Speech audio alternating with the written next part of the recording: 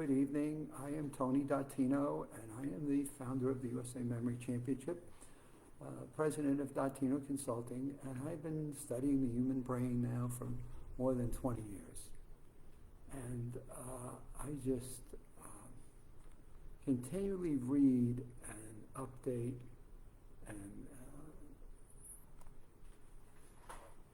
look to help people learn things that I think are important to them in their life.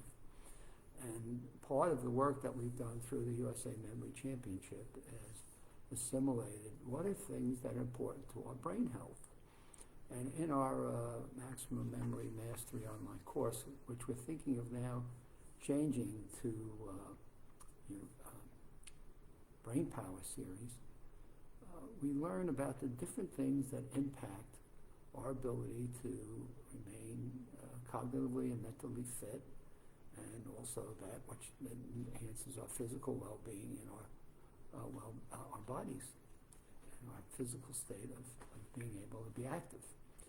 And in the course, the thing that's been interesting and why the name changes, in the first few modules, we lay some foundational lessons that really describe and talk about the importance of 6 different factors on our mental function, cognitive abilities.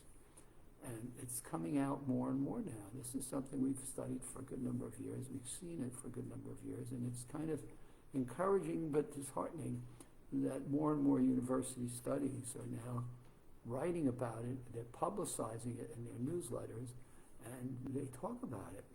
And we've been trying to educate people on this now for a while, and I guess it takes us a while in terms of our culture and our learning and our habits to be able to do things that over time we embed into our day-to-day practices. But the one that I've been hitting on, especially with the COVID-19 and the uncertainty and the anxiety that's coming, is now written about in 2 of my newsletters that I received here in the month of August. So these are new newsletters, and here they are. They come bouncing out with something I've been talking about for a while. And this comes out of UCLA in their healthy years, and it's the impact of social rejection. So here we go. UCLA's Healthy Years newsletters, the impacts of social rejection. I'm going to talk about that a little bit, and talk about the thing that they uncovered. I think is important for us to really understand when we think of that. And then in the August issue of the Duke Medicine newsletter, Health News. So this is Duke Medicine, August issue. Social isolation is linked to serious health risk. So in our online course, we talk about one of the most important things that you can do is maintain your social interactions. We're hardwired to be socially connected, being a part of a team, being a part of some social interaction. And one of the tools that we have in the curriculum is called mind mapping. And one of the skills that when I'm teaching people how to mind map, the first thing after we get them to go through a quick memory test, and we give them a chance to show how a mind map can help them really retain and comprehend and learn and encode, is we have them do an exercise where we get them to build the mind map, starting with a central image and a picture of how they feel or look when they feel happy, and draw that picture. Not being an art class, so circles and different drawings and color inside of the central image. And then we get them to draw major branches off of it. They think of this as the root, the trunk of the tree is their central image in their picture, and then branches coming off the main branches that come off of a tree that begin now to go into secondary and third level branches. Sometimes when we get to the edges, we call them twigs. So a mind map looks to me like a tree with its trunk and its branches coming out. Except the branches in this case are the things that make them happy, the things that give them the feeling of being in control, the things that give them a joy and a pleasantness in their life.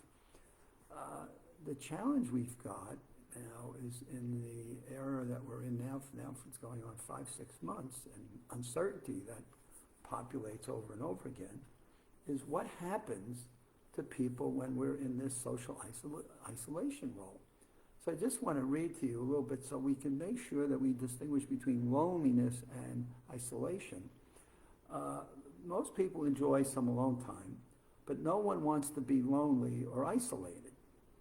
And I'm going to talk about something I did years ago and something that they talk about here in the newsletter.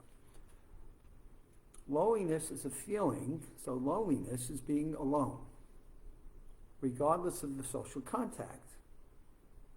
So you're lonely, so you have social contact, but you still feel alone. And I'll share with you how you can test that and you can find out what that means to people.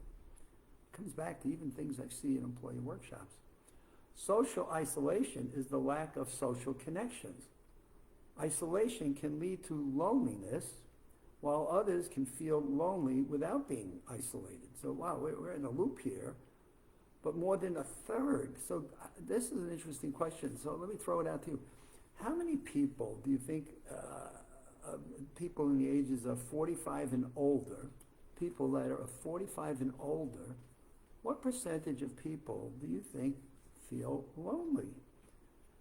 And what percentage of people that are 65 and older do you consider to be socially isolated? And I'm surprised at the report that Duke is showing here in terms of the percentage of people 45 and older that feel lonely. And I was surprised at how low the number was for people that are 65 that are socially isolated. And maybe I'm looking at it from the year 2020, and possibly this was a study done, with National Academy of Sciences, a study done several years ago. So the answer to that, if I've left you out there a little bit, the answer is more people, a third of people 45 to 65 feel that they're in a state of being lonely. And then if they're over 65, only 25% feel that they are socially isolated.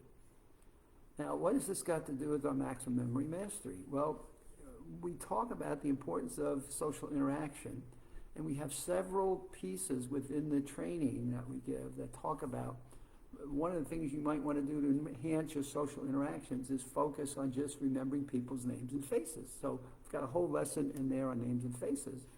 The second thing we've got in there is something that talks about the importance of what are the things that you can attach to and hook up to, which is the mind mapping exercise that people love to talk about. That brings them joy and pleasantries in their lives.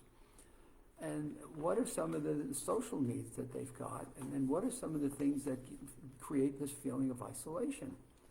So we have a series of different things. And what I found interesting is coming out of the UCLA article, in a study that was done now, and they found that loneliness between the ages of 50 and 75, we get into these different stages of isolation and loneliness, but here's what they've discovered in the interventions, which I thought was really interesting, and it got me thinking of a few things.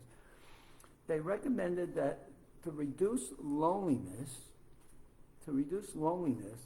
you should focus more on boosting people's feelings of control instead of just building social activities. Now that's interesting because I see so many assisted living centers that are building social activities, but what about feeling in control? And we have some friends that have been through, assisted living centers, and they lose a level of control. They give of themselves up to when they're going to have breakfast, when they're going to have lunch, when they're going to have dinner. Right now, they can't leave. In many cases, they can't leave their apartments, units. And so they've lost a level of control. And one of the things that I've seen in the workshops I've done with people is when they feel, first of all, they give up driving. That's huge. When people have to give up their car keys and they're not allowed to drive anymore, it's like, whoa, a level of control. Where can I go? When can I go? Where can I go out shopping? So number two is, can I go out and buy my groceries? I want to go shopping. How many people, even today, have struggled through just going out and getting their basic groceries. What about getting to the doctor? Do I need to depend on somebody else to take me to the doctor? So we lose a level of independence if we can't get to our own doctor appointments. And then I'm hearing more and more from grandparents that I talk with and Zoom with and what have you. I can't hug my grandkids. I can't hug my grandkids. So let me give you something that you can test and you can try this. And don't do this for long. This is not a fun test. If you want to test this whole experience, and I think of employees in corporations and organizations where they don't feel that their opinion counts. On surveys done, one of the first things you can look at is, I don't think my opinion counts, therefore I just become isolated and I feel like I'm not part of a team and I don't contribute to the value of the corporation. In that same regard, if you want to test this one out, when we're able to do this again, and I've done this, so when you're able to, have dinner with 3 or 4 people and decide with 3 of the people you're going to isolate the conversation from the 4th person at the table. And see what happens to that 4th person within the first 15 minutes when they feel like they're being ignored and nobody wants, of the other 3, nobody's talking to them, but you're talking within the 3. We have some friends that don't want to go out to dinner with more than 4 people because they want to be included in the social interaction. And you know what? That makes a lot of sense to me. I actually understand that and don't get offended by that. So these are some of the things that we cover in our Maximum Memory Mastery online course as to how can people deal with these types of things and maintain social interaction, not feeling isolated, and the consequences are pretty significant if you fall into those categories. So we'll cover more of that tomorrow. This is the first part of what I wanted to cover in this. And there's so much in these 2 articles that I want to touch on and cover.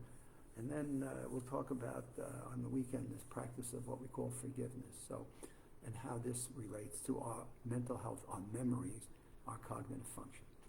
So that is my broadcast for this evening. I'm trying to net these out a little bit more and not put so many points into them. So I'm trying to be more focused on giving my Live with Tony audience at least a nugget or 2 in each of my broadcasts. So if you walk away with what I call one thought in each of these broadcasts, you've got something that can make a difference in your life. And that's what this is all about. So have a good evening, and we'll see you tomorrow, Thursday afternoon, in the 3 o'clock hour. Have a good night.